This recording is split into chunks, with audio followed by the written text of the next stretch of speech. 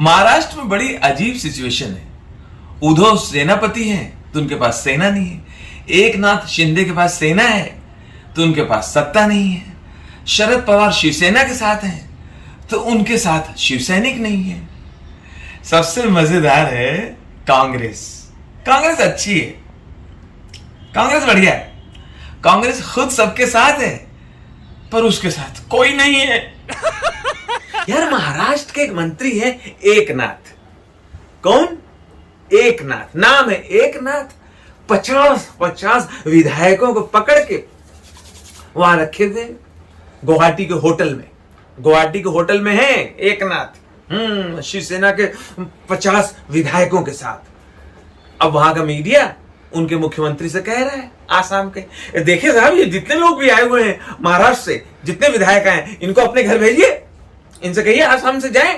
भाई आसाम में बाढ़ आई हुई है यहाँ पे लोग परेशान हैं और यहाँ पे चिकन तंदूरी खा रहे हैं, रान खा रहे हैं, बिरयानी खा रहे हैं, इनसे कहिए अपने घर जाएं, आसाम में बाढ़ आई हुई है। मुख्यमंत्री क्या बोले कि आसाम में जितने होटल हैं, जितने धर्मशाले हैं, सब जगह खटखटा के कहें आप लोग भाई जाइए, अपने अपने घर जाइए, हमारे यहाँ बाढ़ आई है। आप लोग भाई अपने अपने घर जाइए, हमारे यहाँ बाढ़ आई।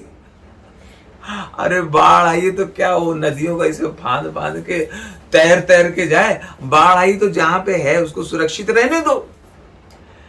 लेकिन भैया ये मीडिया जो ना करे वो कम है। मैं तो सारे न्यूज चैनलों को प्रणाम करता हूं। भाई साहब एक ही बात को बार बार बोलना, इसके लिए एक अलग जज्बा चाहिए है। ये लोग एक ही लाइन को बार बार बोल के खुद बोर तो होते होंगे, जब ये लंच वंच करते होंगे, छुट्टी पे जाते होंगे, तब गरियाते होंगे क्या है यार हम लोगों को चू बनाते रहते हैं। अब एक न्यूज एंकर कह रही थी आइए अब आपको लिए चलते हैं दिल्ली, आइए दिल्ली चले। जैसे मैंने सुना हमने कहा हाँ चल लें मैडम जी, आप कह रहे हो तो चल लें, दिल्ली हमें काम भी है, बहुत अच्छा है, बस सूटकेस तैयार कर लें। लो हमने सूटकेस वगैरह तैयार किया। हमने कहा हाँ चलो मैडम, कहाँ मिलोगी, कैसे, मतलब बस से चल रहे हैं कि किससे चल रहे हैं, ट्रेन से या कार से ले चलो मैडम। हाँ नहीं चलो कहाँ मिले, नोएडा मिले, कहाँ मतलब कैसे है, कैसे चलना कैसे है। उसके बाद कोई बात नहीं कर रही है दिल्ली की। पता चला कभी मूसेवाला की बात कर रही है मर्डर की, कभी बात कर रही है यूक्रेन की, कभी जेलेंस्की की, कभी सेना की, कभी शिवसेना की, कभी अग्निवीरों की। हमने कहा मैडम वो दिल्ली आप ले चल रही थी, क्या हुआ उसका। ये भी न्यूज वालों का स्टाइल। अब ये खबर दिखा रहा था एक चैनल कि कानपुर में एक माँ बेटी 50,000 रुपए का मेकअप करा के ब्यूटी पार्लर से फरार। अब FIR हुई कोतवाली में, वहां थाने में आई। अब दरोगा जी बोले भाई ऐसा है कि ये कल की बात है, अब कल माँ बेटी ने आपके यहाँ मेकअप करवाया था, तो अब तक तो मेकअप उतर गया होगा या हो सकता है भाई धो लिया हो, तो उनको पहचानें कैसे भाई, FIR हम किस बिना पे लिखे, नहीं उसका कोई आधार तो होना चाहिए है, FIR लिख ले, उन्हें पहचानें कैसे। खैर न्यूज की बातें न्यूज वाले जाने, इनको प्रणाम करना चाहिए। लेकिन भाई साहब न्यूज की बात नहीं है, जो सचमुच मेरे साथ बीता है उसका दर्द मैं बस घुट रहा हूं। जबरदस्ती तोड़ाई हुई है मेरी। रात को घर में सो रहे थे छत पे, अब गर्मी थी, लाइट आ नहीं रही तो छत पे चले गए सोने, छत पे सो रहे थे। और रात में आंधी चली, अंधड़ चला, एक लेडीज सूट, कोई महिला का सूट उड़ता हुआ आया मेरी चारपाई पे आ गया होगा। अब हम तो सो रहे हैं। सुबह जब आंख खुली तो देखा हमारे पड़ोसी डंडा लिए, पिताजी डंडा लिए, अम्मा भी चप्पल लिए। कहने लगे कि ये चारपाई पे तुम्हारे लेडीज सूट, तो लेडीज सूट तो है बेटा, अब ये बताओ लड़की कहाँ है। देखो देखो देखो मुन्ना, हाँ बात को ना बदलना, बहाना नहीं चलेगा, रंगे हाथ पकड़ा है लेडीज सूट के साथ, सही सही बताओ बच्चा नहीं, ये हमारे परिवार में नहीं हुआ आज तक।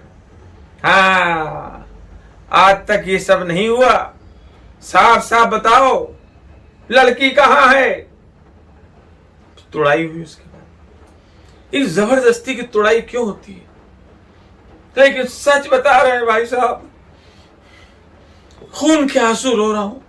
जब समय खराब होता है ना, जब समय खराब होता है तो ये समय ऐसा नाच नचाता है, ऐसा नाच नचाता है कि पड़ोसी रिश्तेदार सब कोरियोग्राफर लगते हैं।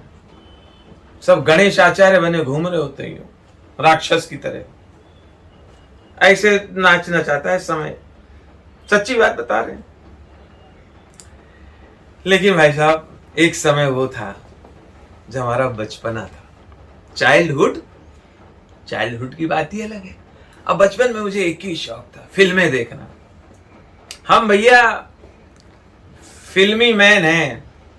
जो फिल्म देखते थे, हम भी रात में घर पे आके अकेले छज्जे पे खड़े होकर आसमान की ओर देख के कहते थे, हमारी अम्मा मारती बहुत हैं, हमारे पे हाथ उठाती हैं अम्मा, अम्मा हमें समझ नहीं पा रही। एक दिन हम घर से भाग जाएंगे, घर से निकल जाएंगे और फिर बड़ा आदमी बन के हम वापस आएंगे।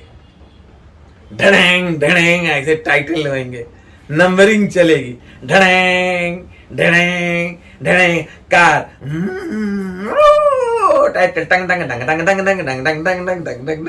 ये नंबरिंग चल रही है। ये बड़ा आदमी खड़ा है बीच में, डड़ंग डड़ंग डंग डड़ंग डड़ंग डंग डड़ंग डड़ंग डंग डड़ंग डड़ंग डड़ंग डड़ंग, तभी लौटूंगा मैं।